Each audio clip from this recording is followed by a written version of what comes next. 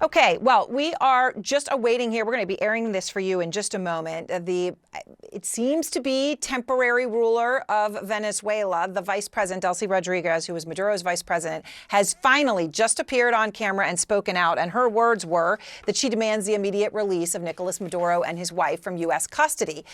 This after President Trump said that Rubio had been speaking with her, Secretary of State Rubio, and that she had said she would do everything the United States wanted done. So now she's striking this defiant pose. So we're going to be turning that audio for you in just a second as soon as we get it. But obviously, this is the significant development at this moment. I want to go to Rafael Romo. Rafael, you've spent an incredible amount of time reporting on and from Venezuela. So this information that we're just getting in, that Delcy Rodriguez, the vice president, is finally just appearing on camera, flanked by the flags, saying, we demand the immediate release of Nicolás Maduro. What do you see here in this, there she is, in this pomp and circumstance, and the fact that they're just putting it out now?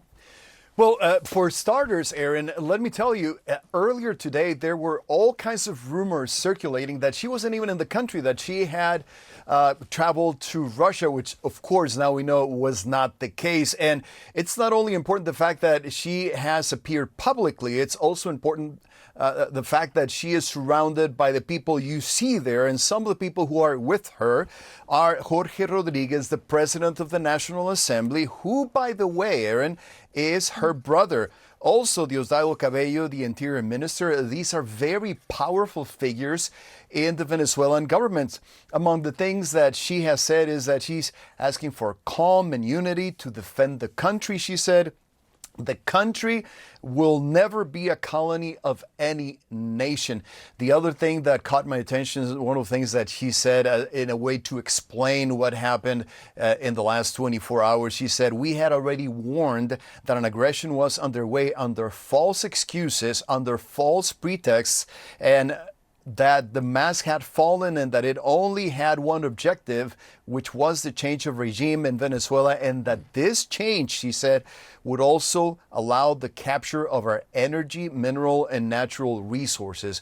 Now, she's been a loyalist to the Maduro regime. She's been in different positions in the government before. She was the foreign minister. As a matter of fact, we did an investigation in 2017 revealing that Venezuela was selling passports illegally to people in the Middle East, in Iraq, to people who wanted to travel to this part of the world, which is one of the reasons why Venezuela, beyond being what President Trump has claimed that it ships drugs to the United States, it was so dangerous for the United States because essentially it opened the door wide open for people in this part of the country, for historical enemies of the United States, China, Russia, and Iran, Aaron.